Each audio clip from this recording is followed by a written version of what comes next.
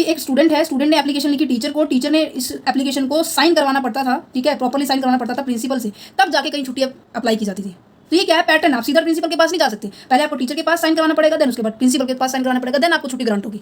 चलिए बढ़ते हैं अब हमारी कम्युनिकेशन के प्रोसेस के ऊपर। बहुत इंपॉर्टेंट है, इसके कम से कम 7 से 8 स्टेप हैं। इन 7 से 8 स्टेप को हम समझेंगे विद एग्जाम्पल, जिससे आपको आसानी से समझ में आ जाएगा कि इसकी प्रोसेस को आपको याद नहीं करना पड़ेगा, समझ में आ गया तो आप इजीली इनको लिंक कर सकते हो। चलिए अब देखो, मैं हूँ तनु, ठीक है, मेरे माइंड में ये आया कि मुझे आपको ये चैप्टर इस तरीके से ऐसे समझाना है, एग्जाम्पल ऐसे देने हैं, ठीक है। अब मैंने क्या किया, मैं यहाँ पर हूँ, मैंने अपना नाम लिख दिया यहाँ पर तनु, जिसे हम क्या कहेंगे, सेंडर कहेंगे। सेंडर वो पर्सन होता है जो इन्फॉर्मेशन सेंड करता है, जो इन्फॉर्मेशन भेजता है। वैसे नॉर्मली आप व्हाट्सएप पे भी होते हैं, ठीक है, व्हाट्सएप पे, ईमेल पे जब आप मैसेज करते हैं, जो भेजने वाला पर्सन होता है उसे सेंडर कहते हैं। और जो चीज़ वो भेजता है, जिसे हम बोलते हैं सब्जेक्ट मैटर, ठीक है, सब्जेक्ट मैटर होता है, उसे हम क्या कहते हैं, मैसेज बोलते हैं, ठीक है, जिसे हम इंफॉर्मेशन भी बोल देते हैं, आइडियाज़ भी बोल देते हैं। जो टॉपिक हमें डिस्कस करना है, जो सब्जेक्ट मैटर हमें डिस्कस करना है, वो मेरे माइंड में आया, जिसे हम कहेंगे सेंडर। सेंडर क्या करेगा, वो सब्जेक्ट मैटर को देखेगा कि वो सब्जेक्ट मैटर कैसा है, किस तरीके से हम उसे कम्युनिकेट करना है। अब देखो, कई बार हम क्या कहते हैं, हम ऐसे लिखते हैं ना, गुड नाइट, राइट, हम क्या लिखते हैं, गुड मॉर्निंग, ऐसे लिखते हैं, पूरा ऐसे होता है। बट हमने इसको किस में कन्वर्ट कर दिया है, GN रात को करके सोते हैं, GM सुबह करते हैं। तो ये GM क्या है, ये एक कोड बना दिया मैंने, राइट, कोड बना दिया। तो जब हम किसी सब्जेक्ट मैटर को, जब किसी इंफॉर्मेशन को जब हम कोड में कन्वर्ट करते हैं, और जब वो सेंडर कोड में कन्वर्ट करेगा, भेजने वाला कोड में कन्वर्ट करेगा, उसे हम कहते हैं एनकोडिंग। क्या कहते हैं, एनकोडिंग कहते हैं। याद रखना, जब सेंडर इस मैसेज को कोड में कन्वर्ट करता है, उसे एनकोडिंग कहते हैं। मैंने आपको भेजा गुड नाइट बच्चे, तो GN का मतलब क्या है, अब मैंने इस फॉर्म में इस कोड को कन्वर्ट किया, जिससे मुझे भी समझ में आ रहा है, जो रिसीवर होगा वो भी इसको आसानी से समझ में आ जाएगा, उसको भी, है ना। तो कोड हमेशा उसी फॉर्म में होना चाहिए जो दोनों पार्टीज को इजीली समझ में आ जाए। तो यहाँ पे देखो कि जो पर्सन है, सब्जेक्ट मैटर है, कोड है, गुड नाइट किया जा रहा है, तो ये एनकोडिंग है, ठीक है। देखो यहाँ तक पहुँच गए हैं। सेंडर है, he share his thoughts and feeling, जो उस शेयर्स और उस अपनी फीलिंग्स को, अपनी थॉट्स को शेयर कर रहा है, ठीक है। देन मैसेज आता है, मैसेज दैट मीन्स एक सब्जेक्ट मैटर जिसको आप डिलीवर करना चाह रहे हैं। एनकोडिंग का मतलब होता है converting the message in a code, symbol and picture. जब किसी सिंबल या फिर किसी पिक्चर के अंदर हम उस मैसेज को डिलीवर कर रहे हैं। जब आप कोई गुस्सा होते हैं, जब आप खुश होते हैं, तो आपके फ़ोन में इमोजी होता है, वो ऐसा होता है। जब आप कुछ सोचते हैं तो साथ में ऐसे उंगली लगा हुआ ऐसे आता है ना। जब आप नाराज़ होते हैं तो जब जस्ट ओनली ऐसे गुस्से में होता है तो रेड वाला आएगा। तो ये इमोजी के हेल्प से आप क्या कर रहे हो, दूसरे पर्सन को समझाना चाह रहे हो, ठीक है। हंसी मजाक का होता है, वो आंखों में से क्या होते हैं, ऐसे निकलते हैं वो पानी सा। तो हर एक चीज़ की सिंबल आप क्या कर रहे हैं, एनकोड कर रहे हो। सेंडर जब उसको कोड में कन्वर्ट करते हैं उसे हम एनकोडिंग कहते हैं, ठीक है। मीडिया की बात आ जाती है, किसके थ्रू आप भेज रही हैं, ठीक है। मीडिया जिसे हम चैनल भी कहते हैं, ठीक है, जिसके थ्रू हम भेज रहे हैं।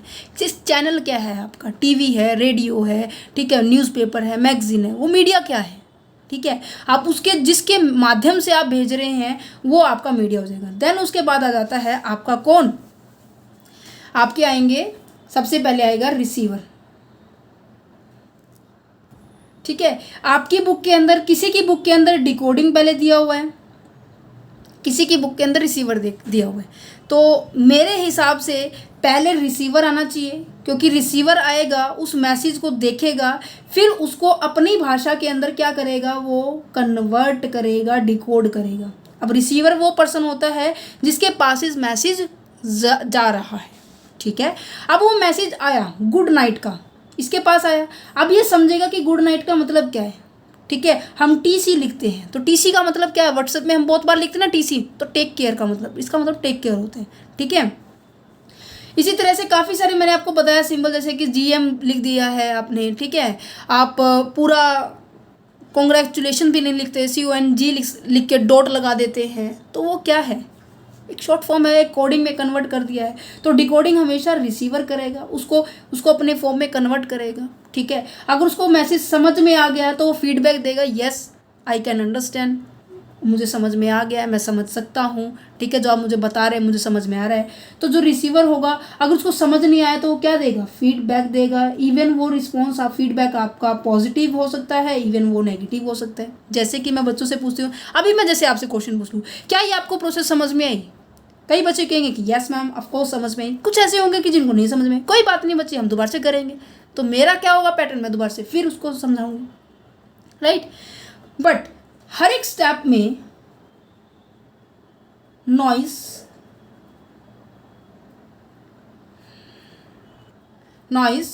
एंड नॉइस, हर स्टेप में नॉइस जरूर क्रिएट होगा। अब नॉइस का मतलब पता है क्या है? नॉइस क्या है, एक तरह से एक बैरियर क्रिएट कर रहा है। बैरियर क्रिएट करने का मतलब कि आप जो मैसेज भेज रहे हैं ना अपने सेंडर के पास, रिसीवर के पास, उस मैसेज को भेजते टाइम कुछ ना कुछ हर्डल क्रिएट हो रहे हैं कि मैसेज का मीनिंग चेंज हो रहा है, कुछ भी चेंज हो सकते हैं। एग्जाम्पल के तौर पर एक स्टूडेंट है, ठीक है, मिस्टर एक्स है, ये इसकी टीचर है, ठीक है। एक दिन इनका हो गया थोड़ा सा डिस्प्यूट्स हो गया, कुछ भी मतभेद हो गया, ठीक है। इनके बीच में इनको जल्दी छुट्टी करनी थी, टीचर ने मना कर दिया, नहीं जल्दी छुट्टी नहीं होगी। तो इनके माइंड में कुछ अलग, इनके रिगार्डिंग पर्सपेक्टिव, जो इनकी इमेज थी, टीचर की इमेज स्टूडेंट के माइंड में कुछ अलग बन गई, टीचर के माइंड में कुछ इमेज स्टूडेंट के प्रति कुछ अलग बन गई कि ये बच्चा तो कुछ ऐसा है, ये ऐसा है, ये ऐसा है। तो क्या है कि नेक्स्ट टाइम जब भी कभी ये टीचर कुछ भी काम देगी, होमवर्क देगी आपको, ठीक है, ये देखो कोड मैंने लिखा हुआ WHW, तो होमवर्क है, CW क्लास वर्क है। तो जब मैं दूंगी तो ये क्या कहेगा कि मेरे को तो इग्नोर किया जा रहा है, मेरी कैपेबिलिटी के हिसाब से काम नहीं दिया जा रहा, बाकी की सभी से दिया जा रहा है। तो ये कह रहे हैं नॉइस क्रिएट हर जगह होगी, इवन वो नॉइस किसी भी तरह से होगी। इसी जगह से हम नेक्स्ट टॉपिक हम बैरियर ही पढ़ेंगे। इमोशनल बैरियर है, सिमेंटिक बैरियर है, साइकोलॉजिकल बैरियर है, फिजिकल बैरियर है, लैंग्वेज बैरियर है, काफ़ी सारे बैरियर हैं। इन सभी को 1 by 1 डिस्कस करेंगे। बट अभी फ़िलहाल मेरा मोटिव था कि आपको प्रोसेस समझाया जाए। Is it clear? एक सेकेंड, और शिट, चलो कोई बात नहीं, समझ में आ गया। ये थी आपकी प्रोसेस, बिल्कुल इजी है, आसानी से समझ में आ गया होगा। चलिए अब पहले पढ़ते हैं टाइप ऑफ कम्युनिकेशन। ये थोड़ा सा फट गया है, इट्स ओके। अब सबसे पहले हम टाइप ऑफ कम्युनिकेशन करेंगे। कम्युनिकेशन के टाइप्स क्या हैं?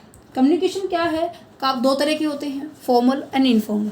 अब मैं कहती हूँ कि आपको अगर स्कूल से छुट्टी लेनी है बेटा, ठीक है, आपको कॉलेज से छुट्टी लेनी है या कोई परमिशन लेनी है टीचर से, ठीक है। अब मैंने इसी का एग्जांपल लिया, अगर आपको जल्दी छुट्टी लेनी है तो आपको एक एप्लीकेशन लिखनी होगी। क्या लिखनी होगी? एप्लीकेशन लिखनी होगी। अगर आप किसी ऑर्गेनाइजेशन में, ऐसी संस्था में जहाँ पर डिसिप्लिन, ऑर्डर, हर चीज़, रूल रेगुलेशन हर जगह फॉलो होती है, तो वहाँ पे क्या होगा, एक ऐसा प्रॉपर एक पैटर्न होगा कि इस प्रॉपर फॉर्मेट के हिसाब से आपको ये एप्लीकेशन लिखनी है। हम लिखते हैं ना, टू द प्रिंसिपल, जो भी आपका स्कूल है, जिस भी प्लेस से आप बिलोंग करते हैं, रिस्पेक्टेड सर, मैडम, ये लिखते हैं ना, राइट। देन आगे सब्जेक्ट मैटर लिखते हैं, ये फॉर्मेट लिखते हैं। बट इसमें जो मेन बात जो लिखनी होती है ना, कि जैसे कि मुझे अर्जेंट वर्क है, urgent piece of work, right. एक छोटी सी लाइन को लिखने के लिए हमने पूरा फॉर्मेट यूज़ किया। हम वैसे भी तो कह सकते हैं ना कि हाँ मुझे कल छुट्टी चाहिए, मुझे दे दीजिए, छुट्टी तो वैसे भी मिल जाएगी। बट जब आप किसी ऑर्गेनाइजेशन में काम करते हैं या फिर किसी के रूल रेगुलेशन में काम करते हैं और किसी के रूल रेगुलेशन के अंदर रहते हैं, जैसे स्कूल में स्टूडेंट्स जब छुट्टी ली जाती है तो क्या होता है कि आप एक सिक लीव लिखते हैं या फिर आप अर्जेंट पीस ऑफ वर्क लेते हैं, जिसके थ्रू आपको एक हॉलीडे जो लीव ग्रांट कर दी जाती है ना। बट अगर आपको घर ही बोलना है कि मम्मी स्कूल नहीं जाना, मैं नहीं जाता स्कूल, तो आप क्या एप्लीकेशन लिखते हैं? मम्मी को नहीं लिखते ना। आप नॉर्मल कहते हैं कि मैं नहीं जाता, है ना, आज स्कूल, ऐसे ही लिखते हैं। राइट।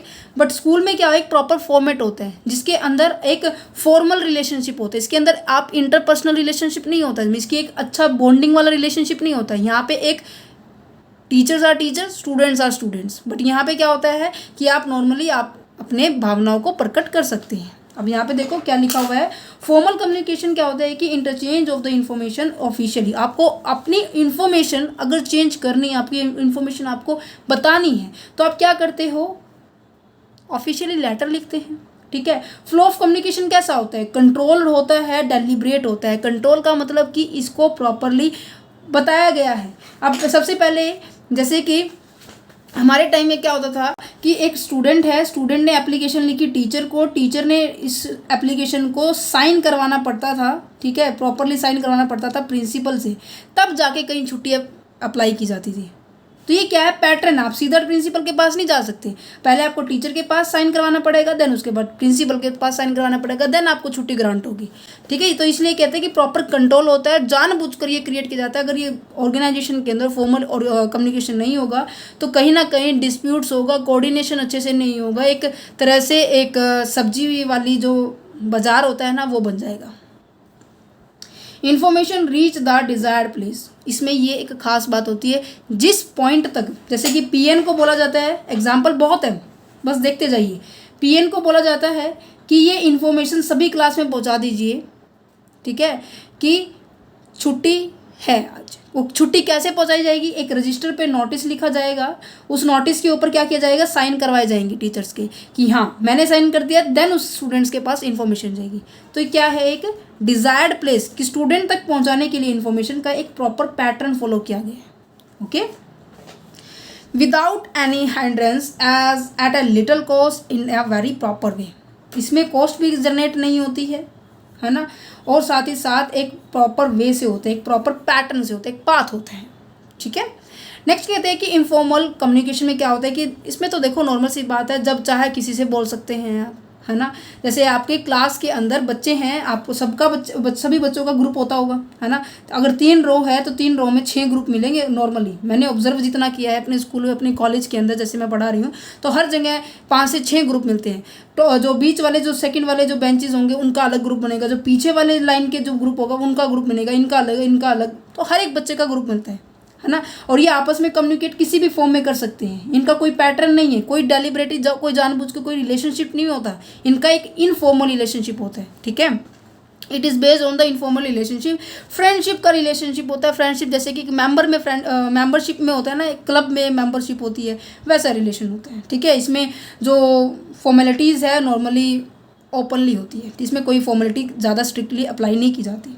ठीक है, इसी कारण से जो इनफॉर्मल का नाम क्या है कि group vine communication. Group wine पता है क्यों बोला है, जैसे एक गुच्छा होता है ना ग्रेप्स का, सबसे ऊपर ये, फिर ऐसा होता है, बचपन में बनाते थे, याद है, ऐसे, ये तो मैंने ऐसे बना दिया। ठीक है, ऐसे बनाते थे ग्रेप्स का, कि एक के पास इन्फॉर्मेशन गई, ये 2 को बताएगा, ये जाके 2 से 3 को बताएगा, ये जाके 2 से 3, ऐसे ग्रुप्स का ये गुच्छा बन जाता है ग्रेप्स का। तो दैट्स ना ग्रेप वाइन कम्युनिकेशन कहा जाता है। बट अगर इसकी बात की जाए इनफॉर्मल कम्युनिकेशन की, इसे हम थ्रो प्रॉपर चैनल कम्युनिकेशन कहते हैं, कि प्रॉपर पाथ अप्लाई किया जाता है। देखो ये पाथ याद है, ऐसे। ठीक है, नेक्स्ट की बात की जाए तो इसकी फीचर बात की जाए फॉर्मल कम्युनिकेशन की। फॉर्मल कम्युनिकेशन का फीचर्स क्या है कि इसके अंदर मैंने देखो अभी जो आपको एग्जांपल समझाया है ना, उसी में देखो आपको एक फीचर नजर आएगी। देखो मैंने एग्जांपल में क्या समझाया, ध्यान से सुनो। सबसे पहले मैंने क्या बताया कि इसके अंदर फॉर्मल रिलेशनशिप होता है। क्या मैंने यही बताया, फॉर्मल रिलेशनशिप होता है। Is it clear? क्यों? क्योंकि इनके बीच में टीचर और स्टूडेंट का रिलेशन है, इनके बीच में टीचर और एक ऑर्गेनाइजेशन के ओनर के बीच का रिलेशनशिप होता है। ये इनफॉर्मल नहीं होता, जैसे घर में हम बातचीत करते हैं अपने मम्मी पापा से, वैसे इनसे नहीं करते। एक रिस्पेक्ट इनको दो, ये हमें देंगे, ऐसा होता है ना। एक फॉर्मल रिलेशनशिप होता है।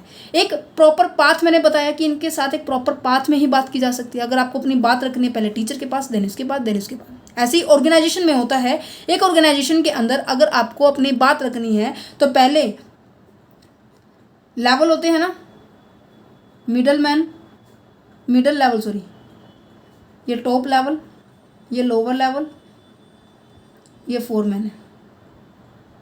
ठीक है। तो फोरमैन को लोअर लेवल को बताएंगे, लोअर लेवल वाले मिडिल लेवल को, मिडिल लेवल वाले टॉप लेवल को, ऐसे बताती हैं। ये लेवल से आपने सेकंड चैप्टर के अंदर पढ़ा होगा, लेवल्स ऑफ द वाला, ठीक है। फर्स्ट चैप्टर के अंदर है, फिर सेकंड चैप्टर के अंदर है, ठीक है। तो यहाँ पे क्या हमने पढ़ा, प्रिस्क्राइब पाथ है, ठीक है। ये जानबूझकर इस्टेब्लिशमेंट किया जाता है, देखो ये याद है पॉइंट, डेलिबरेटली एफर्ट है। और नॉर्मल सी बात है, देखो मैंने बताया पीएन को इन्फॉर्मेशन देनी है तो ये किस फॉर्म में होगा, रिटर्न होगा। अगर कोई पॉलिसी है, अगर कोई डॉक्यूमेंट साइन करवाना है तो वो रिटर्न में होगा। वैसे नॉर्मली छोटा मोटा जो इन्फॉर्मेशन है वो आप वैसे ओरली बता सकते हैं। जैसे कि रजिस्ट्रेशन के लिए हमें क्या क्या डॉक्यूमेंट चाहिए, सभी बच्चे फ़ोटो लेके आएंगे, डीएमसी लेके आएंगे, आधार कार्ड लेके आएंगे, ये आप ओरली बता सकते हैं, ठीक है। तो इसकी फीचर्स देखो, यही लिखी हुई है जो मैंने अभी बताया है कि प्रिस्क्राइब पाथ होता है, फॉर्मल रिलेशन होता है, डेलिबरेटली एफर्ट किए जाते हैं, मतलब उसको जानबूझकर सेटअप किया जाता है, रिटर्न और ओरल किया जाता है। रिटर्न तब होगा जब कोई पॉलिसी या फिर मैटर के ऊपर अगर आपको साइन करवानी है। ओरल क्या होगा, जब रूटीन की एक्टिविटीज़ को दिया जाता है, ठीक है। ऑफिशियली मैसेज होता है जब आप प्रिंसिपल या मैनेजर्स को मैसेज को डिलीवर करते हैं, इट्स ओके, ठीक है। बट अगर बात की जाए फॉर्मल इनफॉर्मल कम्युनिकेशन की, इनफॉर्मल कम्युनिकेशन में क्या होता है, पाथ ही नहीं है, प्रॉपर वे नहीं है। मैंने आपको बताया कि ये ग्रेप वाइन है ना। ग्रेप वाइन क्यों बोला जाता है, क्यों, क्योंकि इसके अंदर प्रॉपर पाथ ही नहीं है।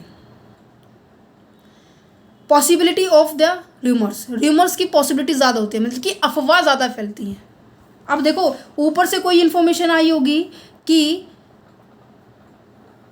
कल की छुट्टी है, मान लीजिए यही एग्जांपल ले लेते, कल की छुट्टी है, ठीक है। हाँ एक सेकंड, अब हमारे पास यहाँ पे देखो 2 जन्माष्टमी आई थी, सबको पता है। रक्षाबंधन 2 आई थी, एक 30 की मनाई जा रही थी, एक 31 की मनाई जा रही थी, एक 6 की थी, मेरे हिसाब से एक पता नहीं 7 की जन्माष्टमी थी, ऐसे थी।